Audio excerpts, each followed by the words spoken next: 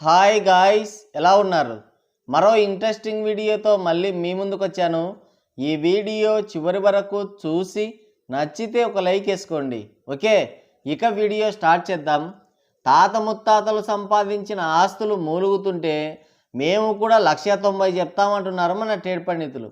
రీసెంట్గా శరణమన్నయ్య సతీమణి ఉపాసన అక్కయ్య గారు యువతరం సంకనాగిపోవడానికి కొన్ని సూచనలు సలహాలు ఇచ్చారు, అది కూడా ఖర్చు లేకుండా. ఆవిడ ఇచ్చిన సలహా విన్న తర్వాత ఏమనిపించిందంటే అల్లుని మంచితనం ఎంతో, గొల్లని సాహితీ విద్య అంతే అనిపించింది. వాళ్ళ కుటుంబం బాగుంటే చాలు, మిగతా వాళ్ళు సంకనాగిపోయినా పర్వాలేదన్నట్టు సలహా ఇచ్చింది. జీవితం అంటే తెలియని వాళ్ళు, కష్టాలు బాధలు ఎరగని వాళ్ళు ఇచ్చే చెత్త అడ్వైజ్లే ఆమె కూడా ఇచ్చింది. అక్క అపోలో హాస్పిటల్కి వైస్ చైర్పర్సన్గా ఉన్నారు. ఆ పదవే అంత పొడుగుందంటే ఇక అక్క ఎంత పెద్ద చదువు చదివి ఉంటుంది. అక్క ఇంత పెద్ద చదువు చదివిందని ఎలా తెలిసిందో తెలియదు, కానీ ఒక ఎడ్యుకేషనల్ ఇన్స్టిట్యూట్ వాళ్ళు అక్కని ఆహ్వానించారు. ఐఐటి హైదరాబాద్లో జరిగిన ఒక ఇంటరాక్టివ్ సెషన్స్లో చీఫ్ గెస్ట్గా ఎంట్రీ ఇచ్చింది అక్క. అక్కడ అబ్బాయిలు అమ్మాయిలు అందరూ ఉన్నారు. అక్క మాట్లాడుతూ మీలో ఎంతమంది పెళ్లి చేసుకోవాలనుకుంటున్నారు అని అడిగారు. అడిగితే అబ్బాయిలు మన బ్యాచే కాబట్టి వెంటనే చేతులు ఎత్తేశారు.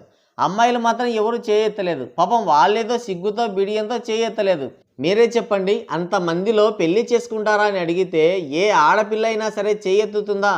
అర్ధరాత్రులు ఉగాది పచ్చడి కోసం తిరిగే వాళ్ళు అయితే ఒక చేయం కర్మ 2 చేతులు ఎత్తుతారు.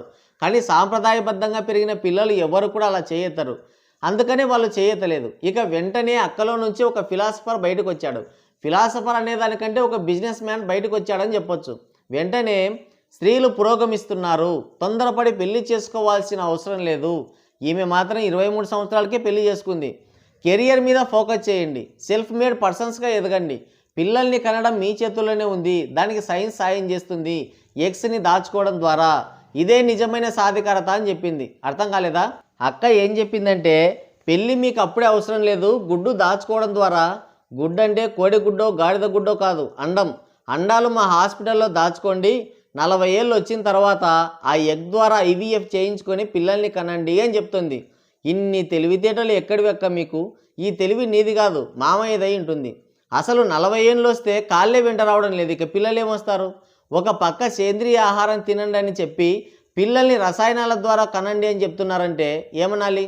చదువు రాకముందు కాకరకాయ, చదువు వచ్చాక కీకరకాయ అన్నట్టుంది. ఈ ఎడ్యుకేషనల్ ఇన్స్టిట్యూట్ వాళ్ళకి ఎవరిని గెస్ట్గా పిలవాలో కూడా తెలియలేదు. పిల్లలకి ఏం చెప్తారో మరి.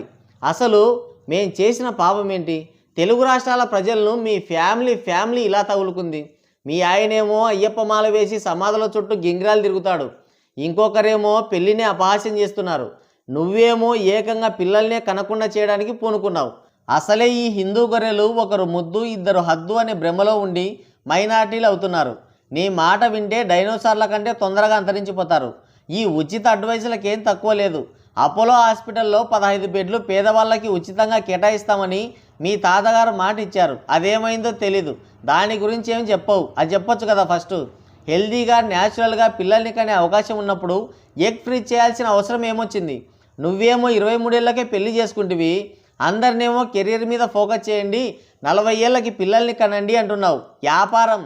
ఈ విధంగా నీ ఆదాయాన్ని పెంచుకుందామని చూస్తున్నావు. Marketed mind.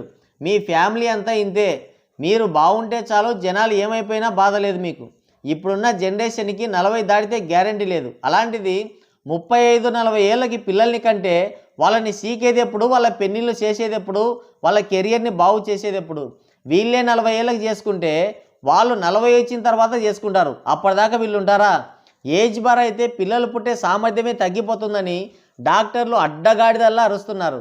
నీ సలహా జనాల దగ్గర డబ్బులు ఎత్తేయడానికి తప్ప దేనికి పనికిరాదు. ఇదో కొత్త రాక్షస మార్కెట్ ప్లాన్. న్యాచురల్ ప్రెగ్నెన్సీలో ఉండే ఆనందం కొన్ని కోట్లు పెట్టినా దొరకదు. ఎగ్ ఫ్రీ చేయాలంటే ఈజీగా 5 to 10 lakhs అవుతుంది. ఆ డబ్బులు ఫ్రీగా డొనేట్ చేయి, అప్పుడు నీ కోరిక నెరవేరుతుంది. నీలాగా తాత ముత్తాతల ఆస్తులు ఏమీ లేవు మాకు. పేద మధ్యతరగతి కష్టాలు ఏం తెలుసు అక్క నీకు?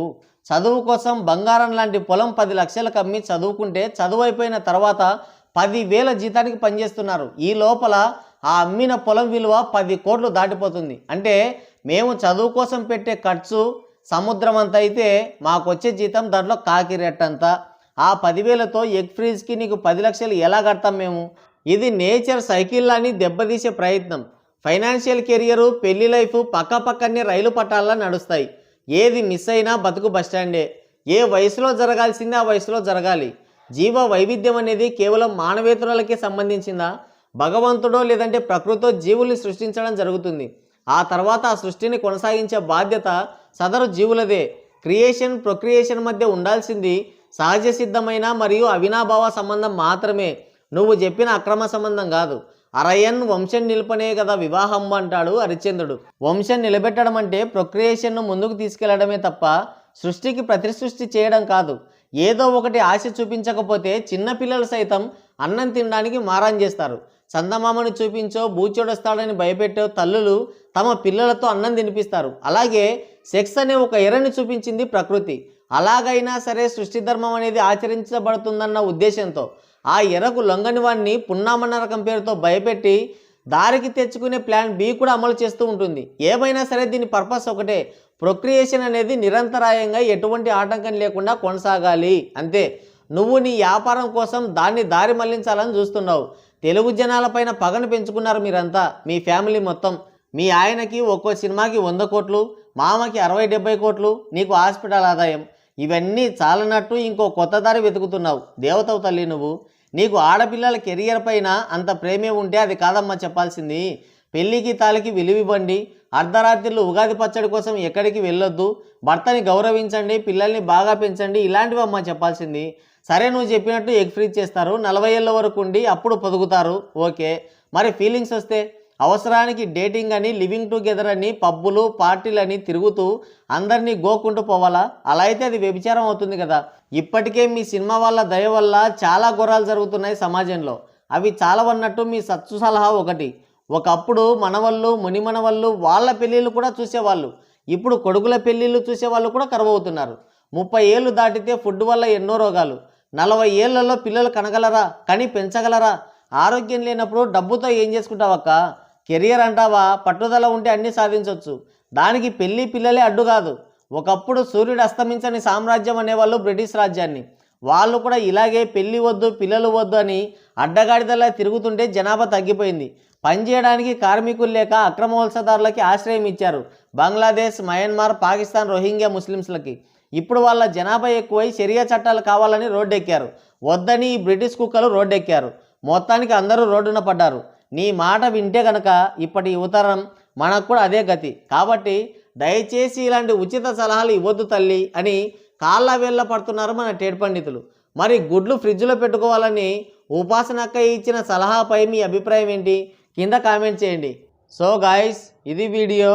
మరోసారి మరో ఇంట్రెస్టింగ్ వీడియోతో మళ్ళీ కలుద్దాం. Thank you. Take care. Bye bye.